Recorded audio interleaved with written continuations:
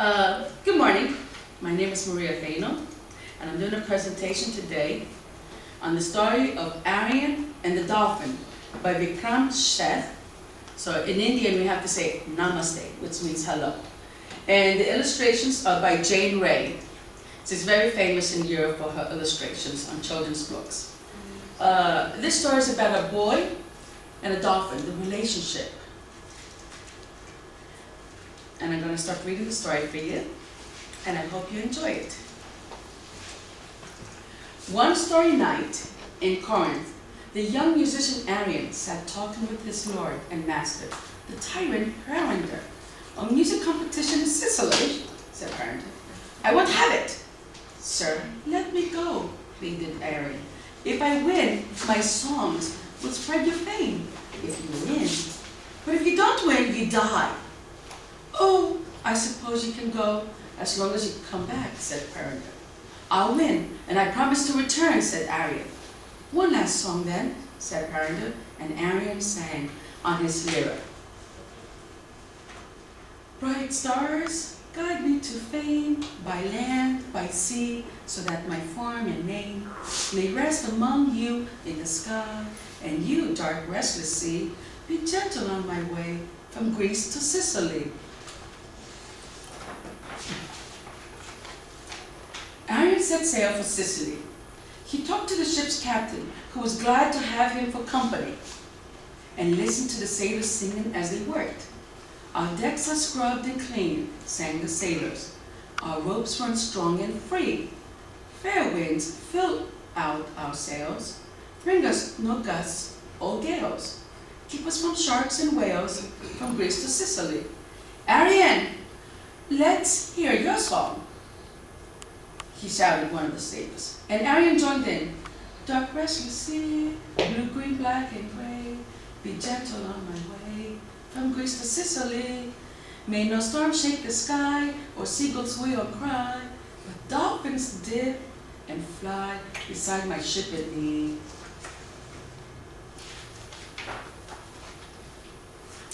"Well, with a voice like that, I'm not surprised Arion didn't want to let you go," said the captain. "Look, there's Sicily, ahead of us, and all its glory. And here my parting gift to you. I've enjoyed having you on board, Arion. Arion, keep this shell. I'll give you this shell. Keep it as a token of our friendship." Arion kept this shell. "It's a gift from me, so guard it well. It will make music in your ear when you choose to hear the ocean surge in rushing harmony. Arion, keep the shell, be well, be well." Crowds thronged the harbor to see the ship. "Who have you got on board?" someone shouted. "The winner of your competition for one," said the captain. "Arion will teach you Sicilians how to sing. Arion, my friend, I must leave you. I will come back later to take you to Corinth." "Let's give him a good time," said one of the Sicilians. "Yeah, good time, okay." Arion was pleased. There was plenty of time to practice before the competition. But there was no practicing. Instead, Arion spent his time feasting and drinking, enjoying his freedom. You have to remember, he was a slave. When at last he stood up to sing, not a sound came out. "Two false starts. It's all you get," said the master of the ceremonies. Despairing, Arion remembered the shell. He put it to his ear and heard the surge of the sea. Softly he began to sing, and as his song grew stronger and sweeter, the Sicilians shouted, "More, more! Arion is the winner!" Arion accepted his prize of gold. It was time to leave. He sang one last song. "Dark restless sea, accept my way once more, as gently as before, bearing to Corinth shore, alive and safe and free." But on the board ship, Arion slept while the sailors grumbled to the captain. "Why should he have that gold? Let's take it." "No," cried the captain, "I will not touch that gold. We'll have the gold, or you die. Think of your wife. Think of your children. Then Arion, you must die, said the captain. I cannot see my family home. Spare my life, called Arion, as he cried, waking. I'll give you all my gold. No, said the captain. When we reach Corinth, you will go back on your promise. You must jump overboard. Let me sing one last song, said Arion. I do not wish to die, I fear to die, to sink in the reflection of the sky. At such a fearful depth, to be alone, to merge with shell and coral, slime and stone. My tentacles caressed by green fronds curled, to drown myself in such a silent world. A world so beautiful, gray olive trees, green laurel bushes, tempest-troubled seas. I shall not see you on the clouds at night, or the gold stars, or sunset's golden light, or smell the hyacinth, or bear the cry of eagle or of wolf before I die. Arion then jumped into the sea, and the stars disappeared. There was blackness. He was drowning. Then he was buoyed up, danced and played with, riding on a dolphin's back. As we see here the dolphin, he's riding out to sea. And as this was happening, not dead, said the dolphin. You leaped from the boat. We took you away. They did not see. You saved me, said Arion gratefully. I'll take you home to Corinth, said the dolphin. But first it's time for supper. The dolphins began to catch and pass a surefish. Arion watched entranced while they played and sang their song.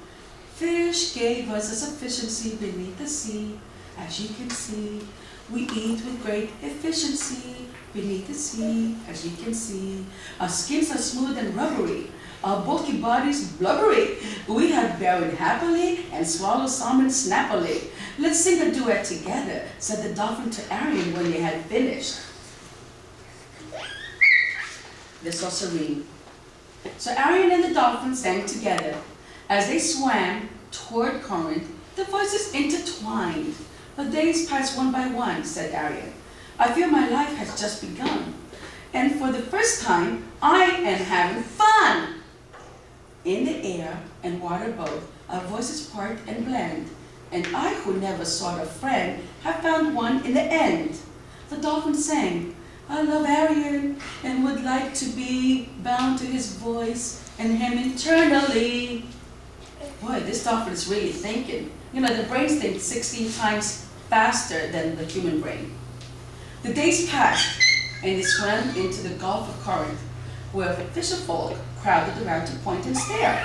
Now, dolphin, you must go, said Arion. My part is here above, and yours below. I where the winds, you where the waters flow. I must be so. But the dolphin did not want to leave Arion. With you I will remain, the dolphin said. For if we part, we'll never meet again.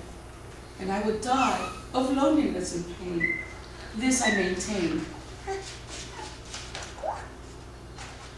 Look, it's Arion, riding on a dolphin, yelled the fisherman.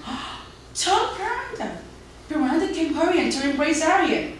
You won the competition. What are your prizes? What? Why are you not with the captain? My lord, me friend. The dolphin saved my life, said Arion, and he told his story and how the dolphin wanted to stay with him. Absurd, said Piranda. The captain is a highly trusted man. You're lying. And how do you know the dolphin wants to stay with you? Explain! Explain now. We spoke, my lord, said Arion. You spoke? Then command it to speak now, so that I hear the dolphin language too, said Piranda. If it speaks, throw it a mackerel. Speak now! Speak! But the dolphin was silent. Arrest him! He's lying! Roared Piranda. The guards led Arion away. What about the dolphin, my lord? Asked the fisherman. Oh, do what you like with that dolphin, snapped Piranda. The fisherfolk pushed and poked at the dolphin. They caged it in a small pool and made people pay to see it jump for dead fish. Meanwhile, Arion was locked in a prison cell because not long before a guard came to tell him the dolphin was dead. The dolphin wasted away from day to day, said the guard. It glutted and it groaned. It squeaked, it moaned. Arion, Arion, all day long it seemed to say. A high pathetic song. Into its misery, the creature sank. Ringed by dead fish, it stank. Arion's cry of grief made Parinda rush into the cell. Forgive me, Arion. I should not have kept you apart. I will build a tomb for the dolphin, and you shall go free. But Arion was not comforted, and as the dolphin's corpse was brought in, he sang, Alone am I, and sad that you are dead. That you are dead, not I. That you were killed, that you were kind to me, and that led you to die. When all is done and said, when all is said and done, you are my friend, the only one. The tomb was built, and Arion stayed beside it, grieving. As he lay there, the captain came up from the shore. Parinda greeted him politely. Welcome home, Captain. A happy voyage, I hope. And where's Arion? He won the contest in the gold, said the captain, but he chose to leave the ship and return to his birthplace. Why do you look so sad then, Captain? Said Parinda. Is this true? Swear to me you do not lie. The captain hesitated. Uh-oh. Arion stepped forward. He struck a chord on his lyra. Arion, cried the captain. The gods be praised, you're safe. But Arion turned away from him. Take the man away, said Parinda. I've heard enough. Put him and all his ruffians to the sword. No, let them go, my lord, said Arion. At least delay their sentence for an hour, and let me play to you. Perhaps my words will ease the bitterness.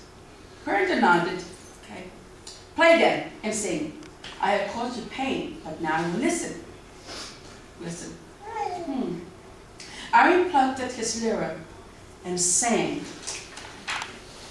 I hear your voice, sing out my name, by night, by dawn, by evening light.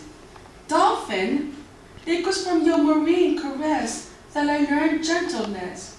Warm earth, teach us to nourish, not destroy, the souls that give us joy.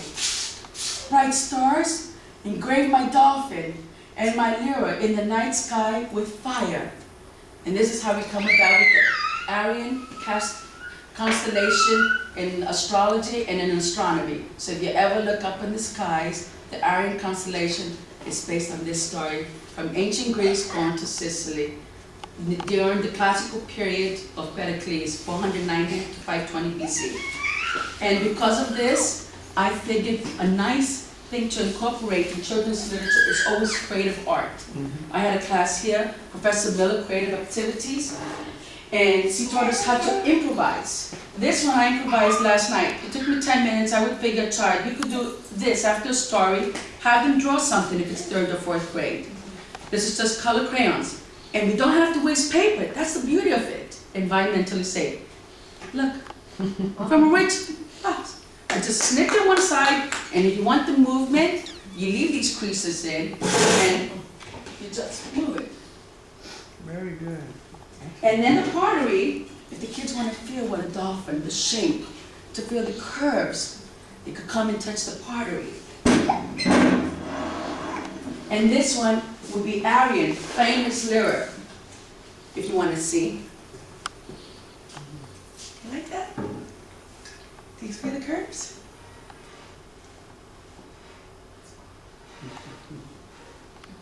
And these are the dolphins that came out to save him. And that's the story on children's literature. Thank you. Middlesex County College, Professor DiPasquale's class, Children's Literature 2-1-12. I recommend you take it. As well as pottery with Professor Andrea. Thank you.